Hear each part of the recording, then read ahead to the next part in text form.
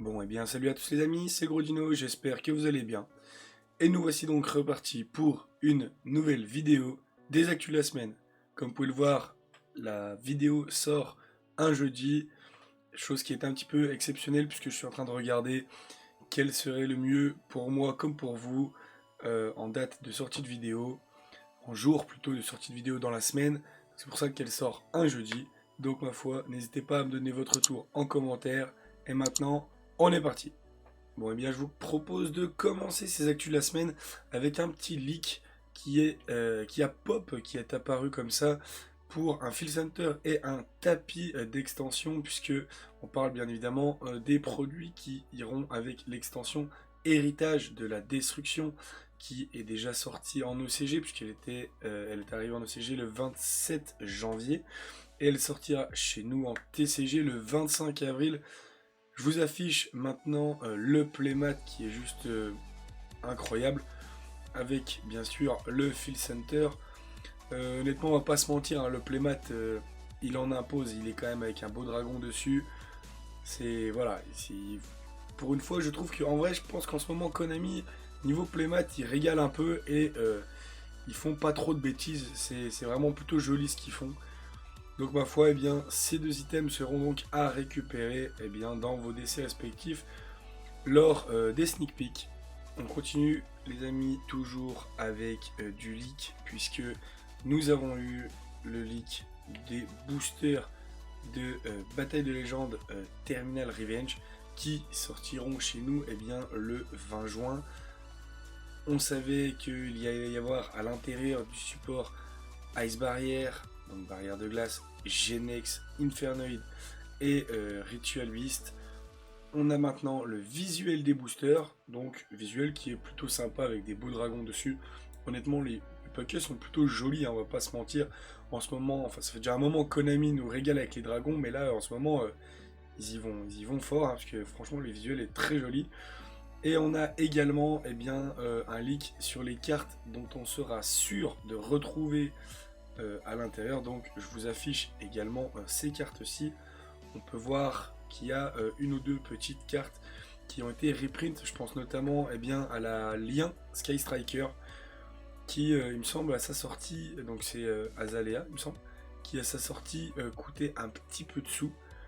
Donc c'est toujours une bonne carte, je pense, à récupérer en espérant qu'on puisse la récupérer facilement. Perso, j'attends vraiment pour ma part les cartes Genex.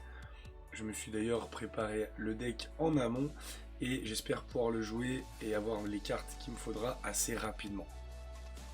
Bon, et bien je vous propose maintenant de parler d'un autre petit leak que j'ai vu passer qui est plutôt sympathique. Là c'est plus un leak de cartes visuelles puisque Raigeki va être réédité dans un nouvel artwork. Je vous affiche maintenant les deux artworks. Honnêtement, j'espère que la carte va arriver rapidement chez nous en TCG. Je trouve le nouvel artwork assez sympa. Après, je pense que l'ancien était déjà plutôt vénère. Ça fait toujours plaisir de voir des nouveaux artworks de cartes. Je vous laisserai me dire en commentaire ce que vous en pensez. Perso, je suis un petit peu mitigé. Allez, je vous propose de continuer maintenant les amis avec des petites cartes promo OCG qui arrivent chez nous tout au long de l'année, puisqu'on n'a pas spécialement de date de sortie. On sait juste qu'elles arrivent au fur et à mesure des extensions. Rappelez-vous, on avait parlé notamment du nouvel artwork de renfort de l'armée que je vous affiche maintenant. Là, on va parler d'un support pour Yubel. Donc la carte, je vous l'affiche de suite. Le support qui est plutôt pas mal. On va prendre le temps de lire la carte. Il nous faudra donc un monstre Yubel et un monstre démon avec 0 d'attaque, 0 de défense. On va pas se mentir, c'est le principe même des cartes Yubel. Hein. Non utilisable comme matériel fusion, uniquement invocable spécialement depuis votre extra deck en mélangeant les cartes ci-dessus depuis votre main, terrain ou cimetière dans le deck ou extra deck. Donc ça fait remettre les cartes dans leurs endroits d'origine. Ça fait clairement que du plus. La carte dit qu'elle est non destructible au combat et aussi vous ne recevez aucun dommage de combat impliquant cette carte, ça c'est l'effet classique des Yubel. Lorsque votre adversaire active un effet de monstre, effet rapide, vous pouvez sacrifier cette carte. L'effet devient, votre adversaire détruit un monstre Yubel dans sa main, ou du deck, ou du terrain. Vous ne pouvez utiliser cet effet de fantôme du Yubel qu'une fois par tour. C'est une carte qui va être très forte puisque on sait que le deck Yubel adore détruire ces cartes Yubel pour proc les effets. Donc je pense également que la hype autour de Yubel vient également de cette petite carte qui va rendre le deck un petit peu plus fort quand même, on va pas se mentir. À voir ce que ça va donner par la suite, mais je pense très honnêtement que le deck Yubel va être un deck à surveiller. Et on continue également avec l'arrivée d'une nouvelle carte, Arc Démon. Donc, arrivée de l'Arc Démon. Je vous affiche maintenant la carte. On va prendre le temps aussi de la lire. Si vous contrôlez un sarcophage doré de lumière, vous pouvez invoquer normalement cette carte sans sacrifice. Donc ça c'est incroyable, c'est juste gratuit. Si cette carte est invoquée normalement ou spécialement, vous pouvez cibler un monstre contrôlé par votre adversaire. Prenez-en le contrôle jusqu'à la end phase. Donc non seulement on peut le spé gratos, mais en plus on vous offre un extender gratuit. C'est vraiment plutôt sympa. Mais si vous ne contrôlez pas de sarcophage doré de lumière, à l'activation, le monstre ne peut pas attaquer tant que vous le contrôlez. Vous ne pouvez utiliser qu'un seul effet, une fois par tour. Les autres monstres que vous contrôlez gagnent 500 d'attaque, c'est pas négligeable, durant votre tour uniquement. Attention, se méfier, lors du tour de l'adversaire, vous perdez donc ce boost d'attaque.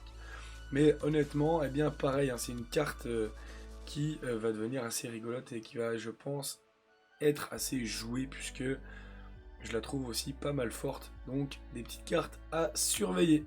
On va donc enchaîner maintenant les amis, eh bien avec un petit peu plus de compétitif puisque Konami nous a enfin révélé la date ainsi que le lieu où se déroulera le championnat d'Europe de cette année. Au rappel, vous pouvez gagner vos places lors d'OTS Championship ou lors de WCQ. Et donc cette année, le championnat d'Europe aura lieu à Berlin, donc en Allemagne, du 26 au 28 juillet. Donc, ma foi, n'hésitez pas à réserver si jamais vous avez déjà votre qualif, réservez les avions, réservez peut-être les trains ou les logements même sur place. Personnellement, je n'ai pas encore ma qualif, même si j'espère l'avoir rapidement. J'ai quand même ne serait-ce que déjà regardé un petit peu. J'ai vu que les billets d'avion, il y avait moyen de faire un aller-retour depuis vers chez moi pour 130 €, puisque c'est quand même assez loin dans le temps. Donc c'est encore faisable pour pas trop cher. Vu que la date va être énormément prisée, je pense que les prix risquent de s'enflammer rapidement. Donc pour ceux qui ont déjà leur qualif, n'hésitez pas à réserver de suite. Bon, et bien en parlant d'événements que Konami nous a annoncé, on sait également quand aura lieu le championnat de France. Il aura donc lieu le 18 et 19 mai. Ma foi, pour les places, c'est trop tôt pour les prendre, et pour les logements, c'est aussi trop tôt pour les réserver, puisqu'on ne connaît malheureusement pas le lieu de l'événement. Mais ça fait toujours plaisir de savoir quelle date on doit bloquer dans nos calendriers. Donc le 18 et 19 mai, championnat de France. Bon, et bien les amis, c'est maintenant la fin des actus. On va clore avec des tournois qui auront lieu ce week-end. Il y a notamment le WCQ de Secondini qui est dans le département du 79, organisé par l'ABC Gaming 79. Ma foi, je pense que c'est un bon événement pour récupérer vos places pour les qualifs à l'Europe, sachant qu'ils attendent jusqu'à 250 joueurs. Donc c'est quand même un bel event. Vous avez également l'OTS Championship de Besançon, qui donc aura lieu également ce dimanche, et qui sera, donc l'événement sera couvert par notre ami Corentin, notre ami Raiden. Ma foi, n'hésitez pas à passer faire un tour sur sa chaîne pour voir l'event. Perso, je serai présent en tant que joueur, donc ça me fait plaisir d'aller là-bas.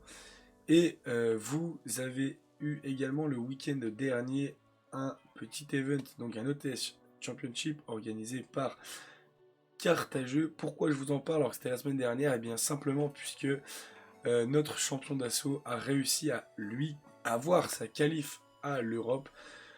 Il jouait bien un petit deck Snake Eyes dont je vous affiche maintenant la decklist pour ceux qui voudraient s'en inspirer.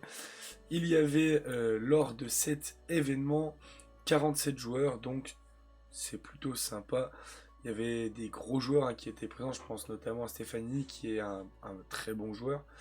Donc ouais, il y avait pas mal de bons joueurs, il y avait Wadi aussi qui était présent. Voilà, des joueurs de Lyon qu'on connaît un petit peu, qu'il n'y a plus besoin de présenter. Ma foi, sur ce, nous, on se dit à la semaine prochaine. Allez, ciao!